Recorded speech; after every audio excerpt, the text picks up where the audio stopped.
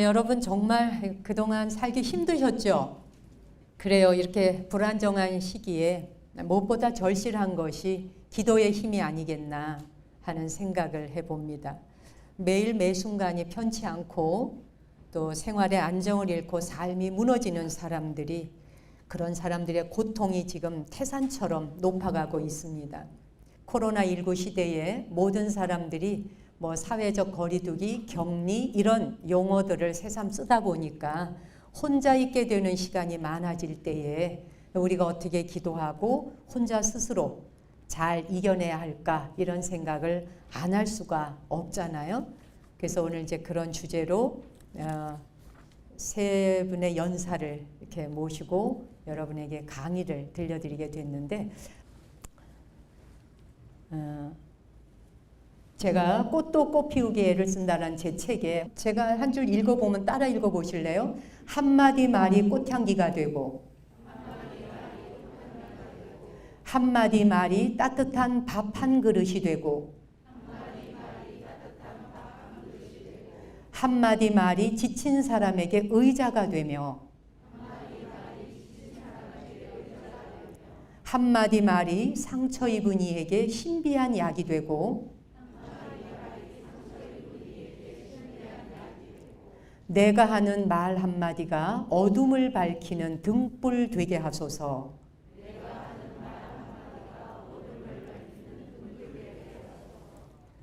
이런 게 이제 기도의 목소리인 거죠. 고래고래 소리를 질러서 해봐야 내 목소리가 가닿지 않잖아요. 그러니까는 이거 이제 제가 쓴 글인데, 그래서 제가 기도문으로 저는 이 기도문을 어느 날 갑자기 기도하다가 생각이 나서 떠올라서 이 말을 쓰게 됐어요. 제 책에도 제가 써놓고 저 혼자 두런두런 읽어보는 그런 기도문이에요. 그러니 보통 이런 기도문을 할 적에 고래고래 소리 지르면서 하지 않잖아요. 그렇죠? 아글아글 쓰면서 이런 기도문 해요? 아니죠. 네, 그래서 기도문이라는 건 뭔가 차분하게 조용하게 하다 보면 스스로의 가슴에 와 닿는 그런 것이 기도의 문구들이죠. 이제 오늘 저와 함께 어떻게 기도하는가, 아까 우리 원재 스님은 what, 저에겐 how라고 하는 타이틀을 주어졌어요. 어떻게 기도하느냐. 일단은 이제 기도와 응답에 대한 얘기를 한번 보고자 하는데, 제가 오래전에 방송에서도 한번 얘기를 했던 그 생각이 납니다만은, 보통 이제 레리 도시라고 하는 의사가 쓴 기도에 보면은 레리 도시 의사의 그 내용을 제가 좀 정리해서 압축해서 한번 이야기를 들려드려 볼게요. 보통의 나쁜 사람이 나쁜 짓을 했을 때에는 벌이 가해져야 된다고 당연히 생각하잖아요. 그죠? 기도의 응답이 오려면 나쁜 사람한테는 나쁜 게 가야 되잖아요. 그리고 뭔가 좋은 일을 했는 사람이거나 아주 훌륭한 사람에게는 덕이 가고 복이 가야 되는 것이 응답이라고 생각하잖아요. 근데 우리 사실 세상 살면서 이 응답이 그렇게 맞아 떨어지던가요? 안 맞아 떨어지죠. 기도 응답이 거의 없는 것 같이 느껴질 때 있죠. 또한 기도의 응답이 반대로 가는 것 같은 생각이 들 때도 있죠. 왜냐하면 나쁜 사람은 떵떵거리고 잘 사는데 선한 행동을 하고 착한 사람이 뜻밖의 의외로 고통받으면서 사는, 왜 그런 사람에겐 기도의 응답이 닿지 않는가라는 생각이 들 때 있으시죠. 여러분도 실제 그런 경험 해보신 적 있으세요? 그러다 보면 종교를 바꾸고 싶어지죠. 종교를 바꾸거나 아니면은 사찰이라도 불자라면 2절에서 저절로 절이라도 한번 바꿔보고 싶은, 왜냐하면 기도의 응답이 어느 절에선가 있을 것 같아서 찾아다니게도 되잖아요. 세상은 이렇게 나쁜 짓 한 사람이 오히려 건강하게 오래 살고, 그리고 착한 사람이 일찍 죽는 경우가 굉장히 많아요. 그리고 착한 사람들이 오히려 더 당하는 경우가 또 많아요. 그렇죠? 그래서 프랑스에 기적의 샘물이라는 말 들어보신 적 있죠? 루르드 샘물이라 그래서 그 샘물을 발견한 그 여인이 이 샘물을 발견했을 때 성모 마리아가 바로 그 앞에서 나타났다. 성모 마리아를 만났다고 하는 것 때문에 그 이야기가 전해지자 수많은 사람에게 프랑스의 루르드 그 샘물이 엄청나게 많은 사람들에게 불치병을 치유하는 데 쓰여지는 수천 건이 발견이 되고 실제 그게 과학적으로 증명이 되기도 했다는 얘기입니다. 그런데 말이에요. 정작 이 샘물을 발견한 그녀는 그 혜택을 받지 못했어요. 35살에 골암으로 사망을 합니다.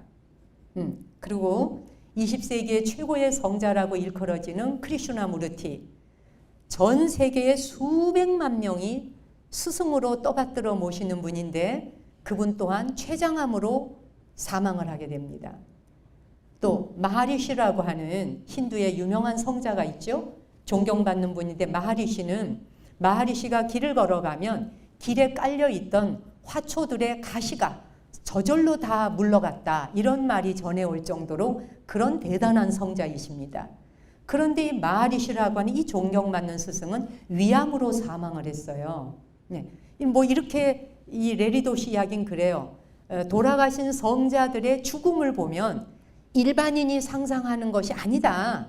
일반 사람과 똑같은 방식으로 세상을 떠났다. 심지어 부다조차도 상한 음식을 드시고 식중독을 만나서 열반에 드시는 계기가 될 정도로 우리 일반인이 생각할 때 성자, 깨달음을 얻으신 분, 이런 분들의 죽음은 뭔가 일반인하고 다르지 않을까라고 생각한다는 거죠. 그리고 달라야 한다고 생각을 하는 거죠. 그게 다르지 않으면 어찌 그걸 성자라 말할 수 있을까라고 많은 사람들이 생각을 합니다. 어쨌든 성자들의 세계적인 스승들이 인멸하시게 되고 돌아가시게 된 과정은 일반 사람들이 기대하고 바라는 바에 부응하지 않는 방법으로 돌아가시게 된 사례가 많습니다. 근데 반대로 가지가지로 악한 짓을 하고 살생을 그냥 이 파리 잡는 것보다 쉽게 생각할 정도로 그렇게 사람을 그 살인마 있잖아요. 살인마. 근데 이런 사람들이 백수를 누리는 경우가 있잖아요. 그리고 병이 없어, 첫째. 아픈 데가 별로 없는 경우들도 많다는 얘기예요. 도대체 이게 뭐냐는 거죠. 이게. 여러분 생각할 때는 이게 정말 뭘 것 같아요. 그렇죠? 자, 그래서 한번 보자는 거예요. 기도의 응답이라는 게 성자들이 질병에 걸리면, 즉 깨달으신 분이 질병에 걸리면 그건 영적으로 진정한 스승이 아니다라고 말할 수 있는가? 그렇죠? 저분은 훌륭한 분이 아니야. 또 깨달은 분이 아니야 라고 말할 수 있는가? 보통 그런 분들이 깨달으신 분이 성자가 질병에 걸렸다 이러면 업의 영향을 받아서 깨달았지만 업의 영향을 받아서 그렇다라고 생각하거나 또는 전생의 업보를 받고 있는 중이라거나 중생을 위해서 일부러 저 사람들이 아플 것을 대신 흡입해서 성자가 대신 아파준다거나 여러 가지 해석으로 그 위대한 분들의 질병을 다른 방식으로 해석하고 싶어 하는 것이 일반 사람들의 바람이에요. 그렇죠? 뭔가 하여튼 우리와는 달라야 돼 라고 생각한다는 거죠. 한번 보자는 거예요. 그래, 정말 깨달은 자, 성자라는 분은 누구나 건강해야 마땅하냐? 건강해야 되는 게 상식이냐? 그 다음에 누군가 건강이 좋지 못해. 일반인이 됐던 누가 됐던 아파요. 그러면 질병에 걸렸어요. 그렇게 착하게 살고 이웃 돕는 것을 발벗고 나서서 하고 이런 사람이 갑자기 말기암이 왔다 그래요. 자, 그러면 그렇게 누군가 건강이 좋지 못해서 병에 걸렸다면 그 사람들은 정신적으로 빈곤하고 영적 결함이 있어서 그랬겠느냐. 이거 한번 물어볼 일 아니겠냐는 거죠. 그죠? 굉장히 정말 관심 가는 내용이에요. 전생의 업으로 인한 것이건 또는 현생의 업으로 인한 것이건 누구의 잘못 때문이 아니라 아픈 것이거나 고통이거나 어려움이라는 것, 그런 난관을 통해서 배울 것이 있고 성장할 것이 있어서 그럴 뿐이라는 거예요. 그게 다라는 거예요. 뭐 다른 목적이 있어서가 아니라. 네. 근데 우리는 딴 목적이 있을 거라고 자꾸 해석하고 싶어 하는 거죠. 그죠? 그래야만 한다고. 그래서 이렇게 틀을 만들어 놓고 적어도 성자들은 완벽한 육체를 가지고 있어야 돼. 네. 피곤하지도 말아야 돼. 아프지도 말아야 돼. 라고 생각한다는 거죠. 그런 일은 일어나지 않는다는 거죠. 이런 망상을 깨자는 거죠. 그건 망상이라는 거예요. 지금 그래서 수행 과정에서 이 수행을 하는 중에 질병이 오거나 고통이 오거나 어떤 어려움을 겪게 될 때 또 기도를 막 3년, 10년을 내리다지 하는데도 송사 문제가 해결이 안 나는 사람도 있잖아요. 소송 문제 같은 게. 그런데 그런 모든 것들이 쓰임새에 의한 것이라는 거예요. 예. 아까 우리 원재 스님이 4가지 원력을 가지고 하는데 마지막 4번째의 원력을 바꿨다. 얼마 전에. 그 쓰임새가 있게 해달라. 정말 저런 스님 참 보기 드물어요. 너무 훌륭한 스님이에요. 네. 어쨌건 수행 과정에 질병의 쓰임새도 있는 거고 어려운 난관도 다 수행의 방편으로 쓰일 뿐이라는 거예요. 그게 무슨 대단한 이유와 목적이 있어서라기보다 육체가 아프다는 것, 내게 고통이 왔다는 것, 이 모든 것들은 무슨 죄를 지어서 그렇다라고 해석하지 말자는 거예요. 예. 용서받지 못할 무슨 죄를 지어서 그 업보를 받느라고 그런다라고 하는 식으로만 생각하지는 말자는 거예요. 예. 그러면서 이제 그 레리도시 의사가 그런 얘기를 해요. 우리의 육체라는 건 이 물질 우주인 육체는 유전적으로 병에 걸리기 쉽잖아요. 병에 걸리기 쉽도록 생겨난 아주 유약한 생명체예요. 마치 유리그릇처럼. 그렇죠? 조금만 손 잘못하면 깨질 듯. 그렇잖아요? 안 아픈 데가 없는 거예요. 몸뚱이 전체가. 눈 아프면 눈병 때문에 안과 가야죠. 귀 아프면 이비인후과 가죠. 목 아프면 또 이비인후과 가죠. 코 아파도 아픈 부위마다 병원이 있잖아요. 그렇죠? 어쨌든 육체는 유전적으로 병에 걸리기 쉬운 유약한 특성이 있고 전염에도 굉장히 약하게 생긴 게 육체라는 거예요. 이걸 이해하자는 거예요. 육체 자체가. 그리고 육체가 언제나 나의 의지인 정신 상태와 정신 상태를 대변해 주는 것이 몸뚱이가 아니라는 거예요.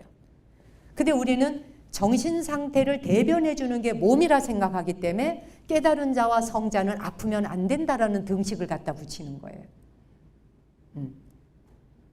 그러니 그 많은 성자들이 거의가 다 암으로 돌아가셨다고 하는 건 어떻게 해석해야 되겠느냐라는 거죠. 육체는 우리에게 전혀 상의하지 않아요. 지금부터 제가 암에 걸릴까요? 이렇게 묻지 않아요. 몸뚱이는요. 그렇죠? 그리고 지금부터 몸이 좀 고달파도 될까요? 통증 좀 드릴까요? 이렇게 의논하지 않는다는 거예요. 육체는 전혀 우리한테 상의하거나 의견을 묻지 않고 그냥 스스로 질병에 걸릴 수 있다는 거예요. 그리고 육체는 우리한테 전혀 묻지 않고 노화가 오는 거예요. 우리한테 늙어도 되겠냐고 물어요, 여러분? 안 묻죠? 예, 눈 안 보이게 해줄까 물어요? 안 묻죠? 그냥 아픈 거예요. 그냥 오는 거예요. 노화가 오는 거예요. 그리고 몸의 기능들도 떨어지는 거예요. 참 다루기 어렵습니다. 아무리 수행을 한다 해도 육체라고 하는 걸 어느 정도 제어하고 통제하고 컨트롤할 수 있을런지는 모르지만 이 물질 우주를 완벽하게 다룰 수 있다라고 하는 것 또한 우리의 해석이 낳는 고통일 수 있다는 거예요. 그렇죠? 보세요. 그런데 우리는 뭔가 질병에 걸리고 아프면 죄책감에 시달리잖아요. 내가 뭘 잘못해서. 예, 내가 뭘 잘못 살아서. 근데 봅시다. 사람뿐만 아니라 식물도 인간이 앓는 모든 질병 다 걸리죠. 동물도 인간이 앓는 모든 질병 다 걸립니다. 그리고 고령이 되면 동물, 식물도 다 치매도 오고 인간이 앓는 증상 다 똑같이 알아요. 그렇잖아요? 다른 생명체들이 앓는 모든 질병과 모든 고통과 괴로움이 다른 생명체에게도 똑같이 와요. 이 말은 왜 사람은 식물이나 동물들이 인간과 똑같은 질병과 고통을 겪고 통증을 느끼고 아픔을 겪는데 다른 생명체들에게 오는 것은 자연적인 순환이요 질서라고 생각하면서 왜 인간에게 오는 것만 특별하게 해석을 해서 죄라는 걸 부여해서 죄책감을 갖도록 하고 그 해석을 통해 시달리게 하는가? 그게 합당한 것이냐를 한번 생각해 보자고 하잖아요. 네. 그러니까 유독 인간한테만 정신적으로 문제가 있고 영적으로 문제가 있고 그런 결함 때문에 네가 이렇게 아픈 거야. 그리고 네 일이 안 되는 거야. 라는 해석을 꼭 그렇게 할 필요가 있느냐라고 하는 얘기예요. 어떻게 공감이 가세요? 전 굉장히 공감했어요. 이 의사 선생님 말에. 식물과 동물이 병이 들면 어떻게 하나요? 보살피죠. 나무래고 손가락질하고 비난하지 않잖아요. 배나무가 병이 걸렸는데 이 못된 놈, 이 나쁜 놈 이렇게 말하면서 뭐라고 하나요? 아니죠. 보듬어 주고 약을 주고 치료할 거 아니에요. 그와 같이 사람에게도 똑같이 아픈 순간이 왔을 때 친절을 베풀고 부드럽게 보살펴 줄 수 있는 것이 기도라는 이야기를 하려고 그러는 겁니다. 기도의 응답이라는 것은 특별한 어떤 해석을 해놓고 죄를 지었기 때문에 그런 너에게 고통이 왔어가 아니라 아픈 순간엔 보살펴 주면 되고 어려움이 왔을 적엔 한 발 겸손하면 되는 것이고, 그렇잖아요? 그런 걸 통해서 내 삶을 조율해 가는 것이 기도라는 거예요. 세상에는 이해할 수 없는 질병과 고통들이 어디서 온 것인지 모호할 때가 많습니다. 도대체 그것들이 어디서 오느냐는 거죠. 그런데 모호하게 다가오는 어떤 것들을 기도할 적에 목표를 딱 가지고, 아까 우리 앞에 원재 스님이 정말 좋은 말을 하셨어요. 기도할 때 욕망을 가지고 기도를 하면 욕망을 가진 기도가 물론 이루어질 때도 있다. 치즈가 도착하고 빵이 도착하고 그럴 수 있지만 그거 별거 아니다. 그렇거든요. 정말 별거 아닙니다. 그 모호하게, 어떨 때는 기도 자체가 모호한 기도가 오히려 더 잘 될 때가 있어요. 그러니까 그냥 두루뭉술하게 그저 일이 잘 풀리기를 바랍니다. 그분이 그냥 잘 되시기를 바랍니다. 이렇게 모호한데 모호한 기도가 훨씬 더 기도의 힘을 받는 경우도 있습니다. 예.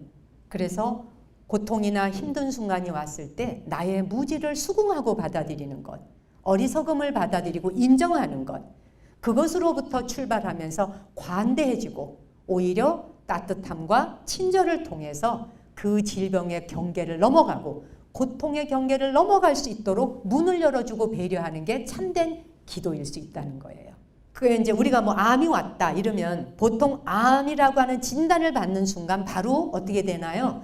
남들이 했다는 루트를 따라서, 로드맵을 따라서 남이 걸어간 길을 다 한번 가보기도 하죠. 이런 방법이 좋대, 저런 방법이 좋대. 그러다가 오히려 더 지치는 경우 보셨나요, 혹시? 남이 좋다는 방법 다 쓰다가 지치는 경우도 있죠. 쉽지 않은 일이에요. 자기에게 어떤 순간이 왔을 때 어려운 순간이 온 것을 어려운 순간에 대한 어떤 해석 자체를 내가 뭔가 영혼과 정신적인 게 모자라고 결핍이 있고 이래서 그런 일이 왔다고 생각하는 해석하는 방법을 쓰지 말자는 거예요. 오히려 어떤 순간이 왔을 때 조용히 내면을 응시하고 직시하고 잠시 성찰하면서 거기에 집중하고 이게 어디서 왔을까 궁금해하고 질문하면서 도움을 주자는 거예요. 제 사례 중에 하나인데 제가 오래전에 백두산에 갔다 내려오면서 두만강을 건너오게 됐어요. 두만강을 건너오다가 저쪽 반대편 두만강 가보신 분은 아시겠지만 그 강의 폭이 그렇게 넓질 않습니다. 예, 그런데 마침 저 반대편에 북한 병사들이 먹을 걸 좀 줄 수 있냐고 이렇게 손짓을 5-6명이 서서 해요. 이렇게 가다가 차를 멈추고 제가 신발을 벗고 바지를 둥둥 걷어붙이고 그러고는 이제 그 소로가 낳는 그 작은 길 숲을 헤치고 가서 먹을 거를 이제 막 이러는 거 보니까 담배를 달라는 소리인데 제가 담배는 없고 먹을 거 과자하고 뭐 이거저거를 싸갖고 비닐봉지에 싸서 두만강으로 이렇게 내려갔어요. 그리고 이제 저쪽에서도 병사가 오고 북한 병사가 오고 저는 이쪽에서 가구에서 이렇게 겨우 건네줬어요. 건네주고 돌아서서 나와서 차를 타려고 보니까 이 왼쪽에 다리 여기 종아리 이 무릎 밑에서부터 그 발목이 있는 데까지 눈에 보이지도 않는 작은 가시 있죠. 그런 가시가 수백 개가 박힌 거예요. 뺄 수조차도 없어요. 그러면서 그게 빨긋하면서 막 부풀어 올라요. 막 따갑고 쑤셔요. 굉장히 아파요. 약국도 갈 수 없고 병원을 찾을 길도 없고 아무 대책이 없어요. 무슨 비상약을 가지고 있었던 게 아니기 때문에 그냥 당할 수밖에 없었죠. 근데 함께 간 일행들이 걱정할까봐 아무 말도 안 하고 그냥 차를 올라타고 그리고는 조용히 이제 이때 정말 기도가 내려야 되는 거예요.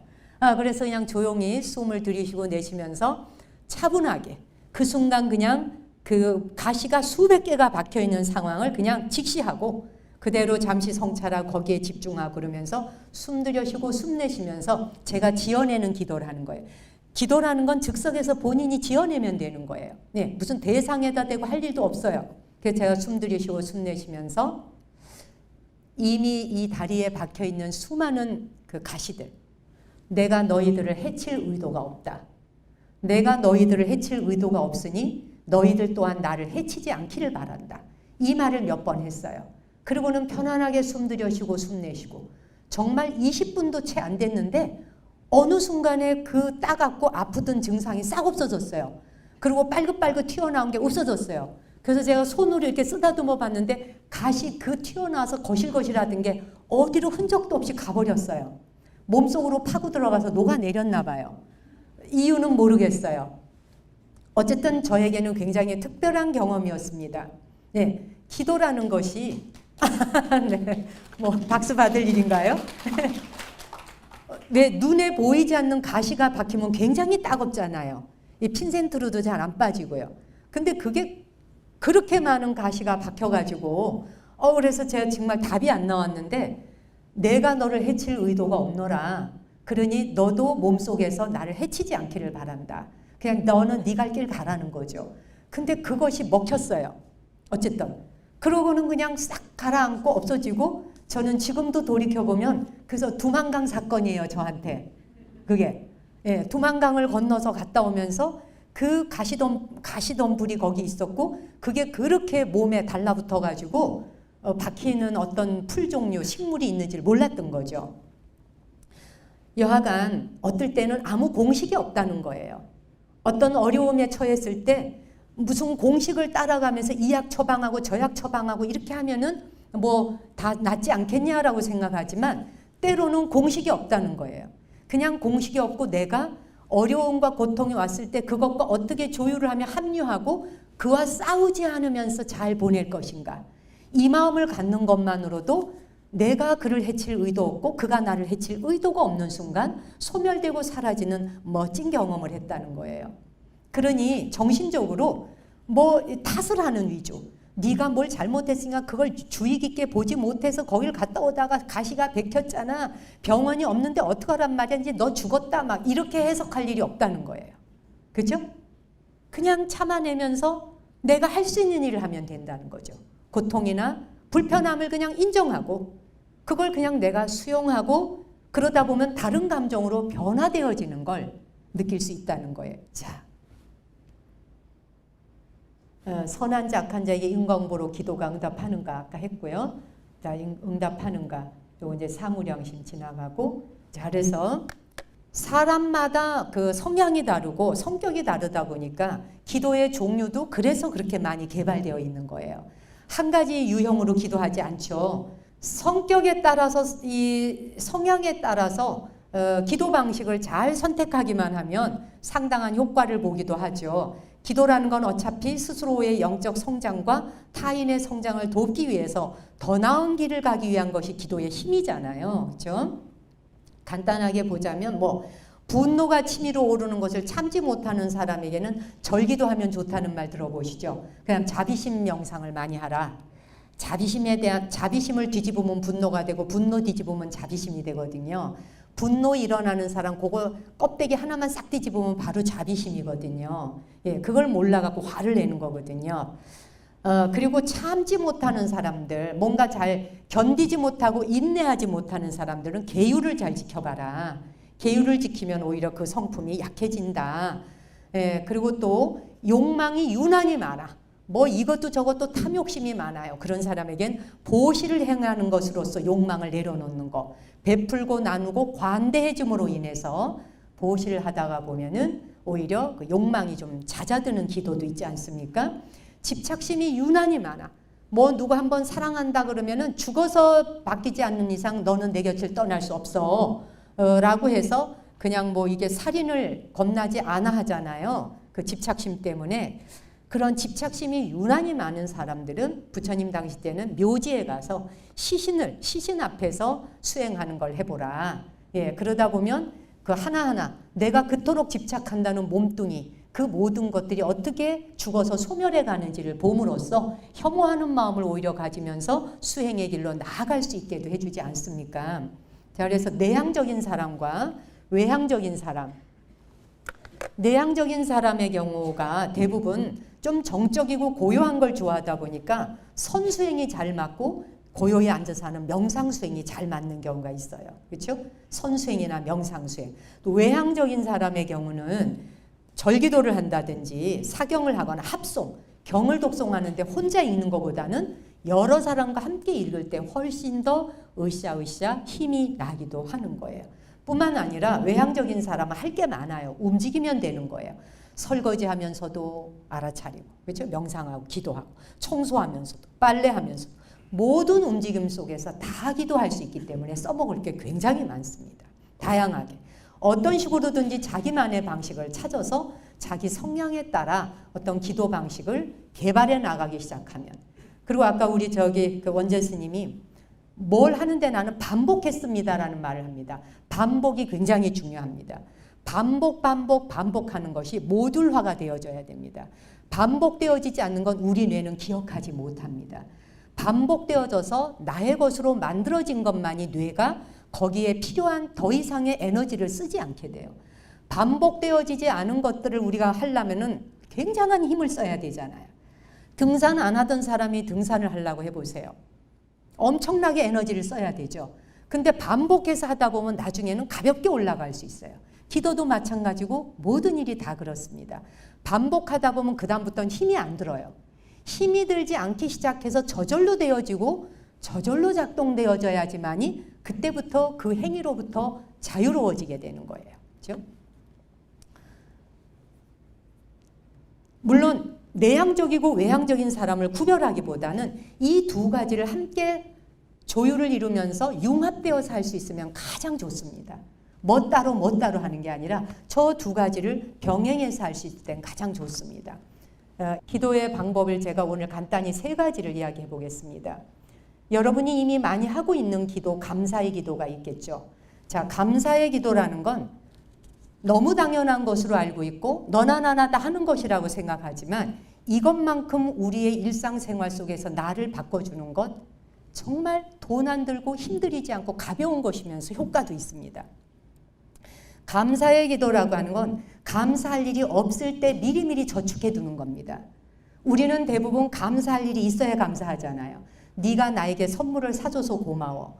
네가 나 힘들 때 도와줘서 고마워. 무엇 때문에 고마워. 무엇을 했기 때문에 감사해라고 하는 때문에가 따라 붙게 되는 건 진정한 감사의 기도가 아닙니다. 진정한 감사의 기도는 이유를 불문에 붙이는 거예요. 이유가 없는 거예요. 그냥 무조건인 거예요. 그냥 감사한 거예요. 보세요. 우리가 이 순간 여기에 이렇게 나라는 한 존재가 있기까지, 나라는 한 존재가 여기에 있는 이 순간 하나하나를 따져 들어가 본다면 감사하지 않을 게 하나도 없어요. 우선 나라는 존재에 대해서 간단하게 우주를 한번 나갔다 잠시 돌아오겠습니다. 자, 우리가 이렇게 움직일 수 있는 건 무엇 때문에 움직일까요, 여러분? 무엇이 나를 이렇게 움직이게 하죠? 지금 저를 쳐다보고 계시잖아요. 여러분의 눈동자가 어떤 힘에 의해서 저를 쳐다볼 수 있게 하죠? 내 안에 피가 없다면 그게 가능한가요? 그렇죠? 내 안에 피라고 하는 것이 없으면 움직임이 가능한가요, 여러분? 그러면 그 피는 어디서 왔나요? 피의 성분이 뭐예요? 철이죠. 예, 화학 공식에서 철이 26번이에요. Fe, 철. 예, 외워두세요. 철이 몇 번인지를 몰라갖고는요, 불교의 기본 공식에 들어가질 못해요. 26번이에요, 화학기호. 26번. 외우셨죠? 네. 화학기호 26번에 해당하는 철. 철의 성분이 우리 피를 이루고 있어요. 그쵸? 예, 피. 헤모글로빈이라 그러잖아요. 그러면 우리의 피가 어디서 왔을까요? 그 피가 온 고향이 어디예요? 별에서 왔어요. 별이 너무 무게가 무거울 때 폭파하죠. 별이 폭파하는 순간 무수히 우주의 먼지로 흩어집니다. 우리 존재 자체가 별의 먼지예요. 별의 먼지로 형성되어 이루어진 존재들이에요. 왜 우리가 감사의 기도를 해야 되며 왜 감사한지에 대한 이유를 알려면 우리 존재가 무엇으로 구성되어졌는지를 아는 것으로부터 시작해야 돼요. 제가 뭐 여기서 과학 공부까지 가자는 건 아니에요. 기본적으로 별이 해체되어지면서 별의 먼지 덩어리가 우주간에 흩어지는데 그 일부분이 이 지구로 다 날라온 거예요. 지구로 날라와갖고 철이 가장 무거워요. 수소가 제일 가볍죠. 헬륨도 가볍죠. 수소 폭탄이란 말을 하잖아요. 별 속에는, 별의 가장 중심에는 수소로 되어 있어요. 그런데 온도가 1억 5천 도인가 뭐 그렇다 그러잖아요. 어마어마한 열기로 끌어오르죠. 이게 스스로 더 이상 이길 수 없을 때 폭파합니다. 우주간에다 흩어져 먼지가 되고 그 중에 일부가 이 지구에 내려와 있어요. 그러면서 내려오는 중에 수많은 다른 운석들하고 부딪히면서 덩어리 지어주면서 이 우주로 날라온 것들이에요. 우리 존재 자체가 별이 날라다 준 찌꺼기예요. 별이 날라다 준 찌꺼기 아닌 것이 이 세상에 아무것도 없어요. 제가 들고 있는 마이크도 별의 찌꺼기예요. 이 테이블도 별의 찌꺼기예요. 여러분 앉아있는 의자, 여러분 쓰고 있는 마스크, 일체의 모든 것이 다 별이 가져온 거예요. 별이 아닌 곳에서 온 존재와 물질이 하나도 없어요. 그런데 우리가 여러 종류가 다 별에서 나누어 쓰고 있는 거예요. 나누어 쓰고 있는 우리 존재가 한 덩어리로 놓고 볼 때, 그 본래의 존재의 모습으로 갈 때 얼마나 이 모든 것들에 감사하겠어요. 세상에 존재하는 모든 건 나 한 사람을 위해서 존재하고 있어요. 저는 밤에 잠자기 전에 제가 잘 요를 깔고 이불을 덮고 할 때 요를 쓰다듬으면서 먼저 감사 인사를 합니다. 이 피로에 하루 종일 일한 피로한 몸을 받아주실 요에게 감사합니다.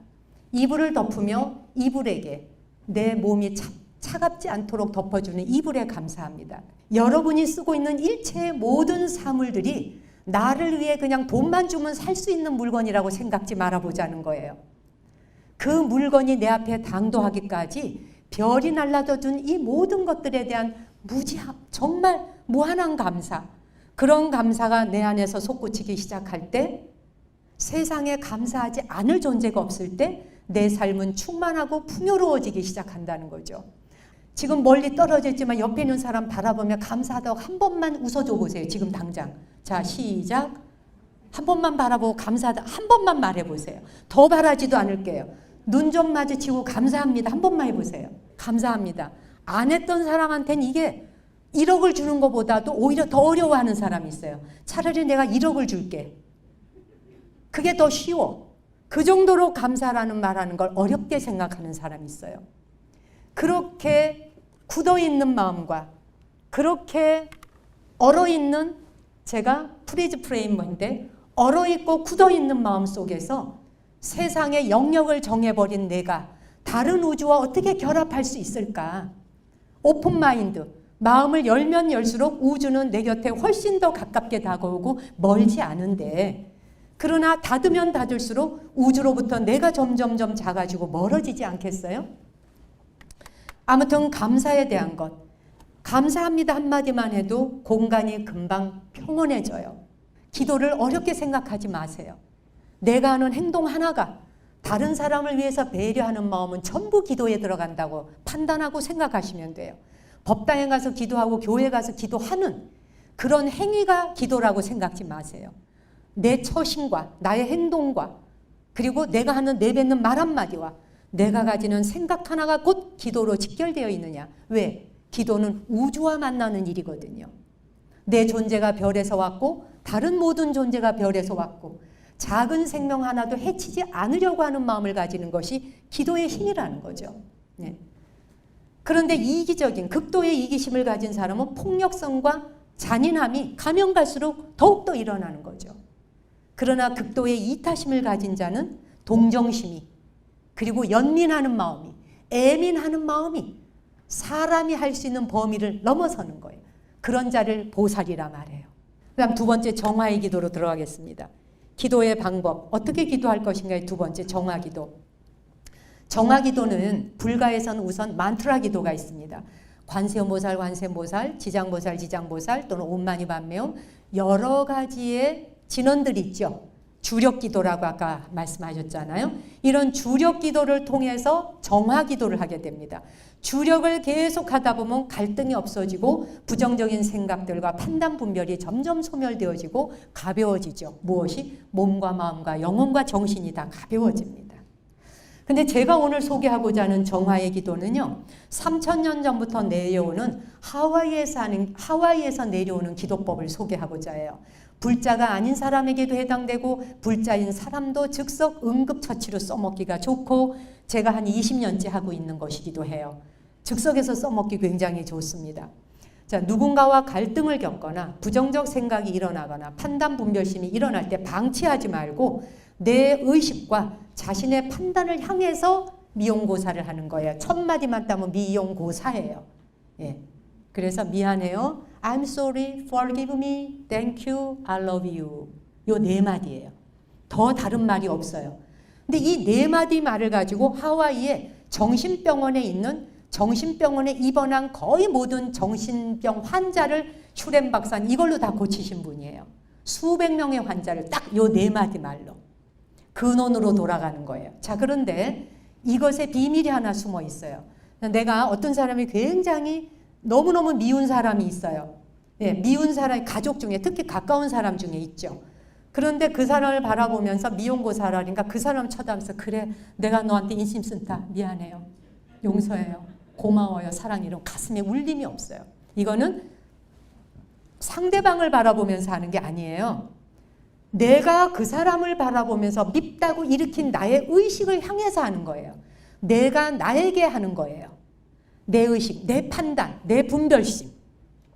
뭔 말인지 이해하시겠죠? 내 안에서 일어나. 누구를 딱 보는데 자기 자식을 보는데 너는 왜 이렇게 게을러 빠졌니? 그렇게 해서 어떻게 성공하겠니? 이게 내 판단이죠. 내가 바라보는 내 의식을 향해서 조용히 바라보며 인사이트. 미안해요. 용서해요. 고마워요. 사랑해요. 라는 네 마디 말로 정화를 해서 삭제 기능이에요. 지우기예요. 지우기. 컴퓨터에서 내가 원치 않는 건 지우기를 하죠. 이 정화 기도는 지나온 과거의 기억이 계속 나를 괴롭히는 거기 때문에 과거의 기억을 지우게 하는 거예요. 삭제 기능. 지우기를 해나가다 보면 맑아지고 깨끗해지는 순간 너와 내가 정말 둘이 아니고 우주간에 우리 모든 존재가 하나라고 하는 걸 깨닫게 되죠. 그렇게 해서 서로가 다시 일치되어지고 합일되어지는 거예요. 그게 정화 기도예요. 미용고사 이거는 정말 활용하기 좋아요. 버스 타고 갈 때, 지하철 탈 때, 길을 가다가 보면 이유 없이 어떤 사람이 막 눈을 흘리고 막 싸움이 벌어질 때 있잖아요. 그럴 때 마음속으로 미안해요, 용서해요, 고마워요, 사랑해요. 그냥 노래하세요. 요것만 이야기해 드릴게요. 어떤 사람이 하와이에 교육을 받으러 가서 변호사가 슈렘 박사에 가서 이 코스를 등록을 했어요. 그러고는 너무 자기는 어이가 없다는 거예요. 이런 거 말한다 그래갖고 자기 일에 고통을 겪는 일이 해결되겠냐고 변호사가 물었어요. 아무 의미 없이 그냥 해도 이게 먹히냐 그랬더니 슈렘 박사가 먹힌다 그랬어요. 아무 의미 없이 그냥 해도 다른 짓을 하면서 텔레비 보면서 하고 딴 사람과 말하면서 해도 효과 있다 그랬어요. 효험이 있는지 없는지는 여러분이 한번 직접 해보시고요. 두런두런 만트라를 독송하듯 주력 기도하듯이 미용고사를 하다 보면 나도 모르는 사이에 진정이 됩니다. 진정제 먹고 우울할 적에 우리 약 먹잖아요. 약을 쓰지 않고도 그런 효과를 보게 되는 약 역할을 합니다. 미용고사라고 하는 저 약을 여러분이 생활 속에 한번 활용해 보시길 바라요. 제가 끝으로 소개하고 싶은 정화기도에서 이제 이런 문구가 있는데 문장이 굉장히 길지만 저는 조금만 딱 합니다. 내가 너무나 어려운 순간이 오곤 할 때 내가, 내 가족이, 내 피부치가, 내 조상이 당신과 당신 가족, 당신의 피부치, 당신의 조상에게 옛부터 지금까지 생각이나 말이나 행동으로 상처와 고통을 주었다면 부디 용서 바랍니다. 미안합니다. 용서하세요. 고맙습니다. 사랑합니다. 딱 요게 기도문이에요. 이거는 그냥 써가지고 다니면서 외우세요. 그냥 차 타고 갈 때도 외우시고 코로나 때문에 절에도 잘 못 가시는데 이런 거 프린트 하나 해가지고 그냥 이렇게 수첩에다 끼워서 버스 안에 앉아서도 하시고 예, 그러다 보면 누군가가 나를 해치려는 자가 범접해 오다가도 그 에너지가 소멸되거나 사라지는 걸 느낄 수도 있어요. 실제인지 아닌지 여러분이 직접 경험하시고 제가 정말 소개하고 싶은 게 바로 이 기도입니다. 통랜 기도인데 통랜 기도는요. 이것만 갖고 소개하려도 정말 긴데 간단히 그냥 요점 정리해야겠네요. 이건 티벳에서 내려오는 기도법인데 제가 너무 좋아하는 기도법입니다. 들숨과 날숨을 통해서 통랜이라고 하는 말은요. 이 세상의 모든 존재가 다 내 어머니 아닌 자 없다라고 생각하는 기도입니다. 남자이건 여자이건 나이가 어리건 많건 내 아들을 바라보면서도 저 아이가 어느 생에선가 한때 내 어머니였어라. 내 딸을 바라보면서도 내 할머니 그 누구를 바라보면서도 한때 내 어머니 아니었던 자가 없다라고 생각하는 기도가 통랜 기도예요. 통랜이라고 하는 기도는 그러면서 통랜 기도는 들숨, 숨을 들이마시는 순간 세상의 모든 고통을 어머니가 대신 받고자 하는 마음으로 다 내가 흡수하는 거예요. 정말 위대한 기도이죠. 거의 기도의 끝이라고 할 수 있는 정말 레전드 기도입니다. 이런 기도야말로. 그래서 세상의 모든 고통은 다 흡수해 내가 빨아들이는, 자식이 받는 고통은 어머니가 다 받고 싶어하는 것과 같이 세상 모든 고통이 들숨에 다 내게 들어오고 날숨에 숨을 내쉬는 순간 대자비심, 무한한 대자비심이 세상을 향하여 햇빛처럼 찬란한 빛과 같이 퍼져가기를 바라는 게 통랜 기도법입니다. 어머니 명상입니다. 세상 모든 자가 다 타인과 나를 하나로 보며 모두가 다 내 어머니 아니었던 자가 없는, 자비심은 대상을 가리지 않습니다. 무량한 마음으로 사랑하고 자비하는 마음입니다. 우리는 그걸 훈련하고 트레이닝을 하기 위해서 이런 기도를 하게 되는 겁니다. 여러분이 생활 속에서 제가 오늘 여기에서 통랜 기도나 정화 기도를 직접적으로 체험하는 것까지 소개해 드릴 시간은 되지 않습니다만은, 그러나 지금 제가 소개한 대로 잠시 한번 숨 들여 마셔보세요. 다 손에 내려놓고 눈을 지그시 감고 숨 한번 들이마셔 보세요. 숨 들이마실 때 세상의 모든 고통이 다 나에게 내가 들이마신다. 숨 내쉬면서 내게서 무한한 자비심이 뻗어나간다. 생각하며 내쉬어봐요. 그냥 상상하고 가정하는 거예요. 처음에는요. 한 번만 더 들이쉬면서 세상의 모든 고통이 나에게 다 오소서. 내쉬면서 내게서 나가는 자비심은 무한한 광명과 같습니다. 무량광 무량수불과 같이. 좋습니다. 눈 뜨세요. 제가 오늘 마지막으로 여러분 앞에 소개하는 이 아이, 이거는 이명선 화백이 그린 그림인데요. 8살 된 아이입니다. 8살로 보이지 않죠? 저 아이의 얼굴은 제가 볼 때 50살은 되어 보입니다. 8살인데 이 아이의 저 밑에가 부모입니다. 저 아래 왼쪽에 부모이고요. 이 사람들은 태어나서 한 번은 다 절기도 하면서 일보일배하면서 티벳 라사까지 도착을 하죠. 이 아이가 고향을 떠나 1년 동안 절을 하며 일보일배로 라사에 도착한 아이입니다. 8살이고요. 라사에 도착해서 마지막 1만 배, 만배 오체투지로 회항을 합니다. 예. 티벳 사람들은 자신을 위해서 하는 기도가 하나도 없습니다.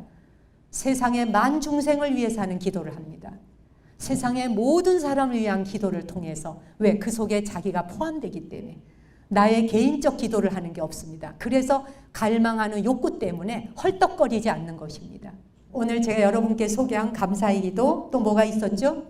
정화의 기도, 그리고 통랜 기도. 이 세 가지 중에 아무거나 하나씩을 여러분 생활 속에 활용하면서 코로나19도 잘 극복하고 우리 국민뿐만 아니라 전 세계의 이 모든 코로나가 전염병이 다 종식될 때까지 서로 기도하는 마음으로 협심하고 화합하고 서로 협조하고 배려하면서 지혜롭고 현명하게 이 시기를 잘 건너갔으면 좋겠습니다. 제 시간 들어주셔서 감사합니다.